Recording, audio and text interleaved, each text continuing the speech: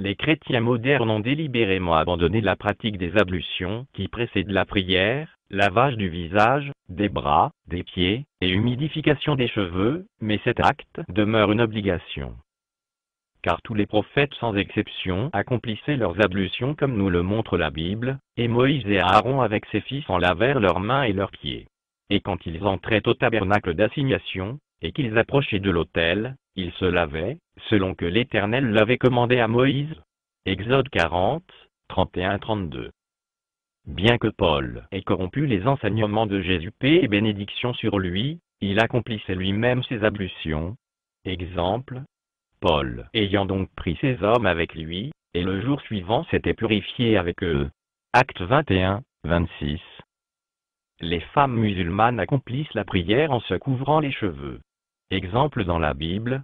Mais toute femme qui prie, ou qui prophétise sans avoir la tête couverte, déshonore sa tête, car c'est la même chose que si elle était rasée. Si donc la femme n'est pas couverte, qu'on lui coupe les cheveux.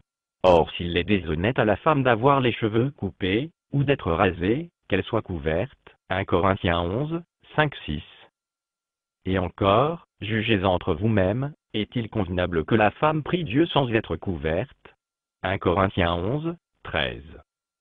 Les musulmans accomplissent la prière en se courbant, s'agenouillant, et se prosternant après avoir ôté leurs souliers, à l'image des prophètes. Venez, prosternons-nous, inclinons-nous, et mettons-nous à genoux devant l'Éternel qui nous a fait. Psaume 95, 6, et Josué se jeta sur son visage à terre, et se prosterna, Josué 5, 14.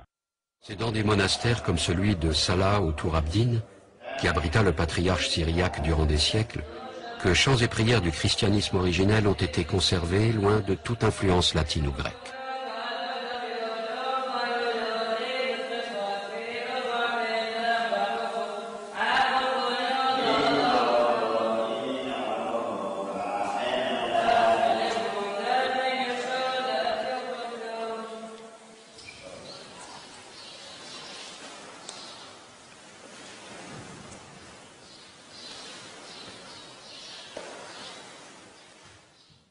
Et Dieu dit, n'approche point d'ici, déchausse tes souliers de tes pieds, car le lieu où tu es arrêté est une terre sainte. Exode 3, 5, Acte 7, 33. Autre exemple. Et Élie monta au sommet du Carmel, et se pencha contre terre, il mit son visage entre ses genoux. 1 Roi 18, 42. Alors Moïse et Aaron se retirèrent de devant l'assemblée à l'entrée du tabernacle d'assignation, et tombèrent sur leurs faces, et la gloire de l'Éternel apparut. Nombre 20, 6. Alors Abraham tomba sur sa face, et Dieu lui parla. Genèse 17, 3. Et lorsque Jésus se rendit au jardin de Gethsémané pour implorer Dieu de le délivrer du piège que lui avaient tendu les docteurs juifs et les pharisiens, il se prosterna le visage contre terre, priant, et disant, « Mon Père. » Matthieu 26, 39. Le mot « Allah » est inaccoutumé pour un nom musulman, mais sachez que ce nom a été utilisé par tous les prophètes, depuis Adam jusqu'à Mohammed, paix et bénédiction sur lui. Il s'agit de la contraction des deux mots arabes « al-ilah », c'est-à-dire le Dieu.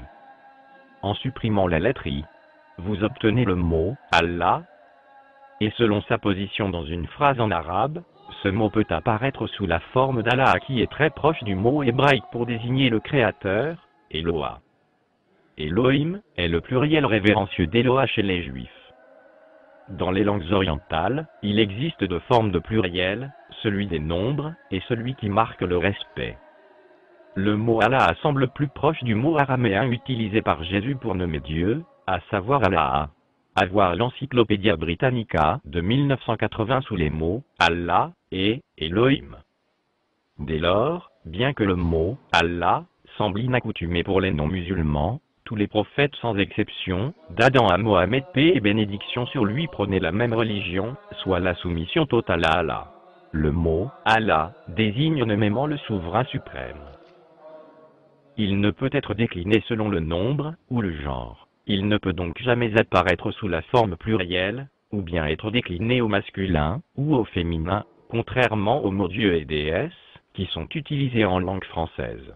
Les mots Dieu et Créateur prêtent en outre à confusion, car de nombreux chrétiens les emploient toujours pour désigner Jésus. Le mot « Allah » ne constitue pas l'unique singularité qui caractérise les musulmans, mais également la manière dont ils l'adorent en accomplissant leurs ablutions, en se courbant, s'agenouillant et se prosternant. Contrairement au judaïsme et au christianisme, le mot islam a été choisi par Allah, le Créateur lui-même, comme nous le dit le Coran dans la sourate 5, verset 3. Aujourd'hui j'ai parachevé pour vous votre religion, et accompli sur vous mon bienfait. Et j'agrée l'islam comme religion pour vous. Ni le judaïsme, ni le christianisme n'ont été nommément cités dans l'Ancien et le Nouveau Testament, ni même dans l'un des dictionnaires de la Bible. Aucun prophète israélite n'a jamais mentionné le mot judaïsme, et Jésus n'a jamais prétendu instaurer le christianisme sur terre, et ne s'est jamais identifié en tant que chrétien. Nous pouvons interpréter la Bible, et corriger les erreurs qui se sont glissées dans les croyances, juives et chrétiennes, grâce au texte coranique. Ce livre constitue la dernière révélation divine, et n'a jamais souffert d'aucune altération ou corruption. Allah exalté et glorifié a lui-même préservé ce texte de toute corruption, c'est le livre au sujet duquel il n'y a aucun doute. Sourate 2, verset 2.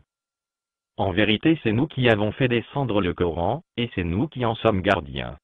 Sourate 15, verset 9.